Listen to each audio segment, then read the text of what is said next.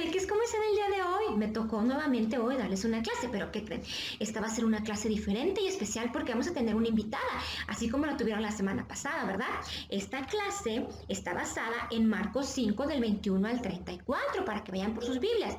Vamos a orar para empezar y ahorita les voy a platicar de qué se va a tratar. ¿Les parece bien? Vamos a inclinar nuestros rostros. Bendito y amoroso Padre, queremos pedirte hoy, como siempre, Señor, que guíes este tiempo y que tanto los peques como yo y sus papás seamos bendecidos con esta lección, Señor, y que podamos aprender una vez más acerca de tu amor y cómo es que la fe se manifiesta y cómo tú premias a las personas que deciden creer en ti, obedecerte y amarte. En Cristo Jesús. Amén. Bueno, como les decía, vamos a tener una invitada que a ratito les voy a presentar, pero quiero continuar un poquito lo que vieron la semana pasada para no perder el hilo. Bueno, resulta que ustedes vieron que Jesús sanó a un endemoniado gadareno, ¿verdad? Y entonces los de Gadara no estaban de acuerdo y le dijeron que se retirara de sus tierras. Así es que él se fue y, como era su costumbre, tomó la barquita con sus discípulos y se fue y atravesó el mar de Galilea, que se acuerdan que era como una especie de lago, y ahí, bueno, llegaron a Capernaum, les aparece aquí en el mapa, ya vieron, y bueno, Capernaum era un lugar especial para Jesús. ¿Por qué? Porque ahí vivía Pedro y porque él ahí había llamado a varios de sus discípulos, entre ellos, fíjense bien, a Pedro, a Andrés, a Santiago, a Juan y a Mateo. Y no solo eso, fíjense bien, era un lugar estratégico. Si se fijan, está en el centro.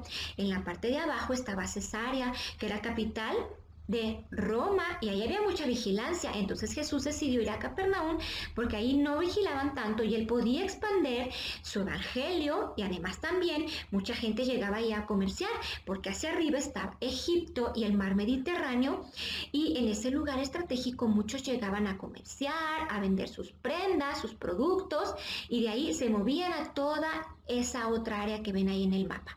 Y bueno, no les quiero yo platicar más, voy a dejar que la mujer enferma, nuestra invitada, les platique. ¿Les parece bien? Bueno, vamos a verla.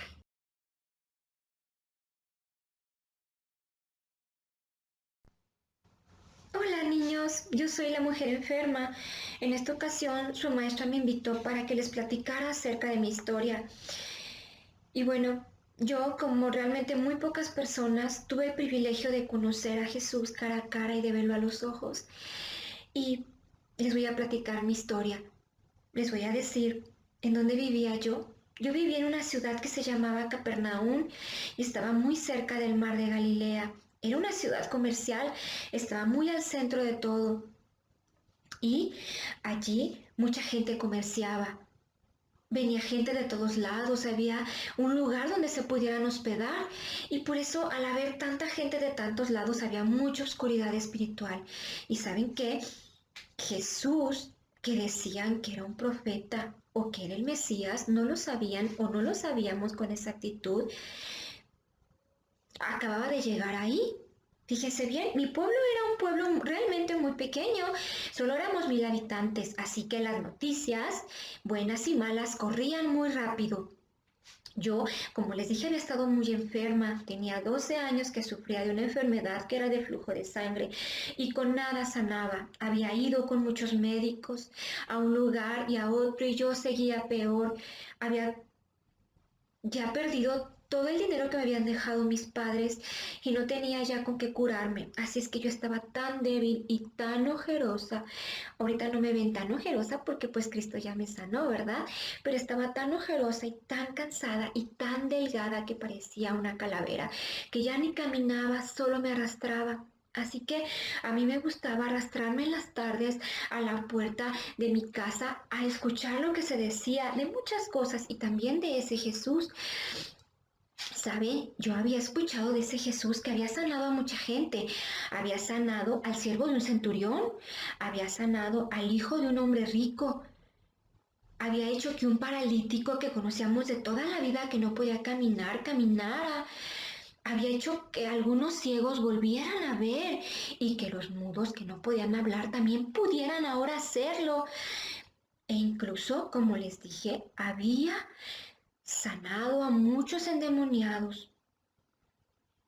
Entonces, yo ahora sin recursos, pensé, quizás él pueda sanarme, pero no tenía cómo moverme.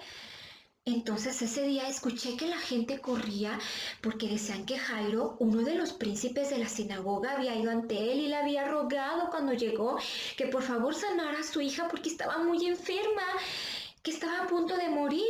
Y entonces Jesús le dijo que iré, está bien, iré a sanar a tu hija. Y la casa de Jairo quedaba cerca del camino de la mía. Así es que oré, porque yo pudiera verlo y él pudiera sanarme, pero ¿saben qué? Yo me sentía tan débil e insignificante que no creí que alguien como él pudiera hacerme caso. Así que lo que yo pensé es, si tan solo puedo tocar la punta de su vestido, sé que él me va a sanar. Así es que fui arrastrándome a donde estaba la gente formada por donde él iba a pasar. Y cuando lo vi que pasó, extendí mi mano y toqué su vestido. Y cuando toqué su vestido, sentí como de repente tuve fuerza y la enfermedad que yo tenía había cesado. Y fue ahí cuando él se detuvo y volteó y dijo, ¿quién me ha tocado?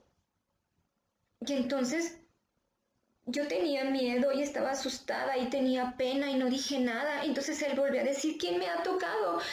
Y sus discípulos decían, Señor, todo el mundo te ha tocado, tú pasas y te avientan y se juntan y quieren conocerte. No, alguien me ha tocado, dijo él, porque yo sentí que poder salió de mí. Entonces me arrastré a donde estaba él y le dije, Señor, yo te toqué. Perdón, pero he estado enferma por mucho tiempo. Y sabía que si tú venías y si tan solo pudiera tocar la punta de tu vestido, yo tuve fe en eso, tú podrías sanarme y lo has hecho. ¿Y saben qué? ¿Se acuerdan que les dije que yo estaba en el suelo? ¿Que me había arrastrado? Bueno, pues Jesús se agachó hasta donde yo estaba y me levantó, me miró a los ojos y me tocó y me dijo, hija, tu fe te ha salvado.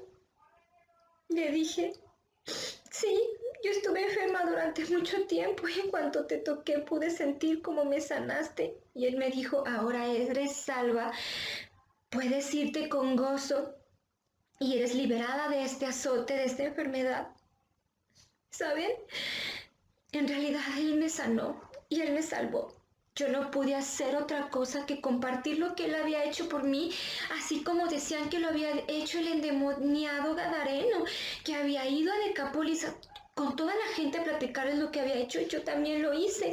¿Cómo podía quedarme callada ante tal hecho? Así que a toda la gente que conocía, a mis vecinos y a la gente que venía de fuera, yo les hablaba de lo que había hecho este maravilloso hombre, que ahora ya no solo creía que fuera el profeta, sino que era el Mesías que se nos había prometido.